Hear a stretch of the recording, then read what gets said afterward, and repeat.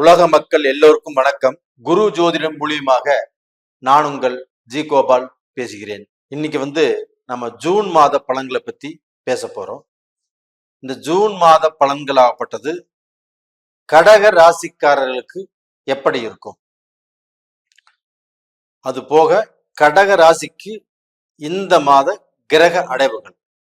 கடக ராசிக்கு 3ஆம் இடத்துல கேது பகவான் இருக்கிறாங்க, 8ஆம் இடத்துல சனி பகவான், 9ஆம் இடத்துல செவ்வாயும் ராகுவும். அந்த செவ்வாயாகப்பட்டது ஜூன் மாதம் பெயர்ச்சியாகி மேசத்துக்கு வர்றாங்க. அது போக ரிஷபத்துல குரு பகவான், சுக்கிர பகவான், சூரிய பகவான், புதன் பகவான். ராசிக்கு 12ஆம் இடத்துல சுக்கிர பகவான் 12ஆம் தேதி, அதாவது ஜூன் மாசம் 12ஆம் தேதி பெயர்ச்சியாகி சுக்கிர பகவான் ஆகப்பட்டது 12ஆம் இடத்துக்கு வர்றாங்க. அது போக 14ஆம் தேதி புதன் பகவான் பெயர்ச்சியாகி 12ஆம் இடத்துக்கு வர்றாங்க. 15ஆம் தேதி சூரிய பகவான் பெயர்ச்சியாகி உங்களுடைய ராசிக்கு 12ஆம் இடத்துக்கு வர்றாங்க. இது இந்த மாத கிரக அடைவுகள். அப்ப இந்த கிரக அடைவுகளால் எங்களுடைய வாழ்க்கை இருட்டுல போயிட்டு இருக்குது. எங்களுக்கு ஏதாவது ஒரு வெளிச்சம் கிடைக்குமா, நாங்கள் வாழ்வதற்கு ஏதாவது ஒரு வழிகாட்டியாக இருக்குமா இந்த மாதத்துல, அப்படிங்கிற கண்ணோட்டத்தில் தான் இந்த கடக ராசிக்காரங்கள் இந்த வீடியோவை பார்க்குறீங்க.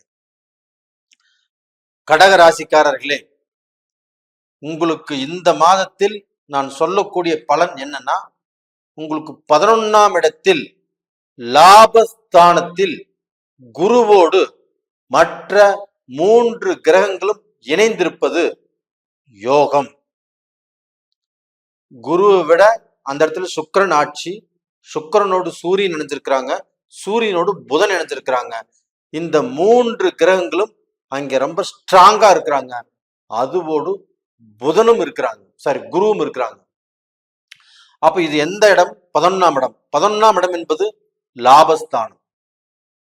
கடக ராசிக்காரர்களுக்கு சனி பகவான் ஆப்பட்டது எவ்வளவு கொடுமைகளையும் எவ்வளவு கஷ்டங்களையும் கண்மூடித்தனமாக உங்களுக்கு கொடுத்துட்டு இருந்தாலுமே, இந்த பீரியடில் உங்களுக்கு 11ஆம் இடம் வலுப்பெறுவதால், அந்த 11ஆம் இடத்த அதிபதி சுக்கிர பகவான் அங்க ஆட்சியாவதால், அந்த 11ஆம் இடத்துக்கே குரு பகவான் இருப்பதால், கண்டிப்பாக அஷ்டமஸ்தானத்தில் இருக்கக்கூடிய அந்த சனி பகவானை பத்தி கவலையே பட வேண்டாம். நல்லா புரிஞ்சுக்கோங்க. 11ஆம் இடம் லாபஸ்தானம் உங்களுக்கு ஸ்ட்ராங்கா இருக்குது. அப்ப அந்த அஷ்டம சனியை பத்தி கவலைப்பட வேண்டாம். அதே சமயத்துல உங்களுடைய பிறப்பு ஜாதகத்தில், உங்களுடைய ஜென்ம ஜாதகத்தில் அந்த சனி பகவான் நல்ல ஸ்தான பலம் பெற்றிருந்தால் இந்த அஷ்டம சனி உங்களை ஒன்றும் செய்யாது. ஐயா, நீங்க சொல்லிடுறீங்க இந்த அஷ்டம சனியினால நான் குடும்பத்துல நல்ல சந்தோஷமாக, நல்ல நிம்மதியாக, குழந்தை குட்டியோடு ரொம்ப திருப்தியா வாழ்ந்துட்டு இருந்தோம். அந்த வாழ்க்கை எனக்கு இப்ப இல்லை. என்னுடைய குழந்தைகளும் என்னை துஷ்மனா நினைக்கிறாங்க, என்னுடைய மனைவியும் என்னை புரிஞ்சுக்கல. அந்த அளவுக்கு சித்திரவதைப்பட்ட என்னுடைய குடும்பமே இன்னைக்கு பிரிஞ்சு போகக்கூடிய கண்டிஷன் இருக்குது அப்படிங்கிறது ஒரு சில பேர். ஒரு சிலராகப்பட்டது நான் நல்ல தொழில் பண்ணிட்டு இருந்தேன், நல்லா சம்பாரிச்சுட்டு இருந்தேன், என்னுடைய வாழ்க்கை முன்னேற்றத்துல போயிட்டு இருந்தது. ஆனா அந்த தொழில்ல சிக்கல் வந்துச்சு, தொழில்ல பிரச்சனை வந்துச்சு, அந்த தொழிலை நடத்த முடியாமல் இப்ப அப்படியே நான் முழிச்சிட்டு இருக்கிறேன். இது போக நான் ஜாமீன் போட்ட ஒருத்தருக்கு, ஜாமீன் போட்டவர்னால அவர் அந்த பணத்தை கட்டாமல் இன்னைக்கு நான் கட்ட வேண்டிய சூழ்நிலை வந்துருச்சு. அப்ப 1 மாசம் கட்டலாம், 2 மாசம் கட்டலாம், ஆனா தொடர்ந்து கட்டக்கூடிய சூழ்நிலை வந்ததுனால இவர்களால் நான் பாதிக்கப்பட்டு இன்னைக்கு என்னுடைய குடும்பம் ரோட்டுக்கு வந்துட மாட்டிருக்குது. இந்த மாதிரி பிரச்சனையில ஒரு சிலர். அப்போ ஒரு சிலராகப்பட்டது தன்னுடைய வேலையில பிரச்சனை, வேலை செய்ய முடியல, வேலை செய்யக்கூடிய இடத்துல எனக்கு அடுத்தவர்களால தொந்தரவு, பிரச்சனைகள், நான் எவ்வளவு பெரிய அந்தஸ்துல இருந்தாலும், வேலையில எவ்வளவு பெரிய பொசிஷன்ல இருந்தாலும் அவர்களால எனக்கு இடைஞ்சல் வந்துட்டு இருக்குது. இப்படியெல்லாம் நிறைய பேர் சொல்லிட்டு இருக்கிறீங்க. ஒரு சிலராகப்பட்டது நான் வீட்டு வாடகையே கட்ட முடியல, இஎம்ஐ கட்ட முடியல, நான் என்ன செய்யறதுன்னே தெரியல அப்படின்னு வந்து நிறைய பேர் புலம்பிட்டு இருக்கிறீங்க. இப்ப இந்த புலம்பலையும் நான் கேட்டுட்டு தான் இருக்கிறேன். இந்த அஷ்டம சனியால் நீங்க பட்ட கஷ்டங்கள் எனக்கு புரியுது. ஆனா அந்த கஷ்டங்களில் இருந்து இப்பொழுது விடுதலை ஆகி இதன் மூலியமாக நல்ல பலன் கிடைக்கவிருக்கிறது அப்படிங்கிறத உங்களுக்கு அழுத்தமாக சொல்கிறேன். கடக ராசிக்காரங்களே, கண்டிப்பாக நீங்க கவலைப்படாதீங்க. நீங்க தைரியமாக இருங்க, தன்னம்பிக்கையோடு இருங்க, மனசை விடாதீங்க. ஒரு சிலர் ஆப்பட்டா நான் செத்து போயிடலாம் அப்படின்னு நினைக்கிறேன், மருந்து குடிச்சிடலாம் அப்படின்னு நினைக்கிறேன், எங்கேயாவது ஓடி போயிடலாம் அப்படின்னு நினைக்கிறேன். அப்படிப்பட்டவங்க எங்கிட்ட ஜாதகம் நிறைய பேர் கொண்டு வந்து கேட்டிருக்கிறாங்க, இல்லைன்னு சொல்ல வரல. அவங்களுக்கும் நான் சொல்லக்கூடிய விஷயம் என்னன்னா, இந்த பீரியட்ல இருந்து உங்களை பிடித்த கஷ்டங்கள் உங்களை விட்டு விலகி ஓட போகிறது. நீங்க நல்லா இருக்க போறீங்க, நல்ல நிலைமைக்கு கண்டிப்பா வருவீங்க. அப்ப அதனால இந்த 11ஆம் இடத்துல இருக்கக்கூடிய கிரகங்கள், அந்த கிரகத்தினுடைய சூழ்ச்சி, அந்த கிரகத்தினுடைய சுழற்சி உங்களுக்கு வந்து பார்க்க போனா நல்லதை பண்ணும். அப்ப அந்த 11ஆம் இடத்துல குரு சுக்கிரன் சேர்ந்து இருப்பதே உங்களுக்கு யோகம் தான்.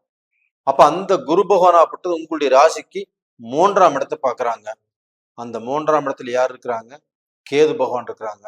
அந்த 3ஆம் இடத்துல கேது பகவான் இருப்பது நல்லது. அந்த கேது பகவானுக்கு வீடு கொடுத்த புதன் பகவான் நல்லா இருக்கணும். அந்த புதன் பகவானாப்பட்டது இப்ப ஆட்சி பெற்ற சுக்கிரனோடு இருக்கிறாங்க. இப்போ நல்ல விஷயம். அது போக 14ஆம் தேதி அந்த புதன் பகவானும் பயிற்சியாகி மிதுனத்துக்கு வராங்க. மிதுனம் சொந்த வீடு, அதே சமயத்துல கன்னியும் சொந்த வீடு. அந்த கன்னியில கேது இருக்கிறதுனால அந்த கேதுவுக்கு வீடு கொடுத்த புதன் ஆட்சி. அப்ப அந்த கேதுவும் நல்ல பலனை உங்களுக்கு கொடுப்பாரு. அந்த குரு பகவானும் அந்த கேது பகவானை பார்க்கிறாரு. அப்ப இதனால உங்களுடைய வாழ்க்கையில வெளிநாடு போகக்கூடிய விஷயங்கள் எதுவாக இருந்தாலும் இந்த பீரியடில் தடை இல்லாமல் நடக்கும். அது போக வெளிநாட்டுக்கு போய் நான் சம்பாதிக்கிறேன், சாதிக்கிறேன் அப்படின்னு நினைச்சிட்டு போனவங்க, அங்க போய் பிசினஸ் பண்றவங்க, அப்படிப்பட்டவர்களுக்கு இந்த காலகட்டத்துல பாதிப்புங்கிறது வந்து, சில குழப்பங்கள் வந்து, சில பிரச்சனைகள் வந்து, அங்கே பெண்களால் தொந்தரவு வந்து, அங்கே கூடா நட்பு உருவாகி எத்தனையோ பேர் மாட்டிட்டு முழிச்சிட்டு இருக்கிறீங்க. எத்தனையோ பேர் அந்த பிசினஸ் செய்ய முடியாம தடுங்கலாயிட்டு இருக்குது. அப்போ ஒரு பிசினஸ்ல லாஸ் ஆயிட்டு இருக்குது. பிசினஸ்ல வேலையாட்கள் கரெக்டா அமையல, நான் செய்யக்கூடிய வேலையை எனக்கு திருப்தி அமையல, எனக்கு வேலையே போயிட மாட்டிருக்குது அப்படின்னு சொல்றாங்க எத்தனையோ பேர். அவர்களுக்கு எல்லாத்துக்குமே இந்த கேது பகவான் 3ஆம் இடத்துல இருந்து அந்த குருவுடைய பார்வையில் இருக்கக்கூடிய அந்த கேது பகவான் உங்களுக்கு நல்லதைத்தான் செய்வாரு. அப்ப டோட்டலா பாத்தீங்கன்னா அந்த சிக்கல் எல்லாமே உங்களுக்கு தீரும்.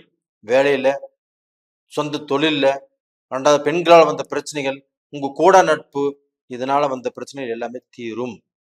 இது போக பாத்தீங்கன்னா உங்களுக்கு அந்த 12ஆம் இடத்திலேயே புதன் பகவான் ஆட்சியா இருக்கிறாங்க. அந்த புதன் பகவானோட சுக்கிரன் சூரியன் சேர்றாங்க. அந்த சுக்கிரனும் புதனும், அந்த புதனும் சுக்கிரனும் சூரியனும் இணைந்திருப்பது புதாதித்ய யோகம். அந்த யோகத்தினால நல்ல பலனை அனுபவிப்பீங்க. நல்ல பலன் அப்படின்னா கடந்த காலத்துல நல்லது அப்படின்னு சொல்றதுக்கு எதுவுமே இல்லை. எல்லாமே சங்கடம், கஷ்டம், பிரச்சனை, வேதனை, நஷ்டம், இந்த மாதிரி விஷயத்துல தான் வாழ்ந்துட்டு இருக்கிறீங்க. அதுல இருந்து அந்த பிரச்சனை எல்லாமே தீர்ந்து நீங்க வந்து பார்க்க போனா உஷப்பா அப்படின்னு ஒரு நல்ல பொசிஷனுக்கு வரக்கூடிய வாய்ப்பை இந்த காலகட்டத்துல கண்டிப்பாக நடக்கும்.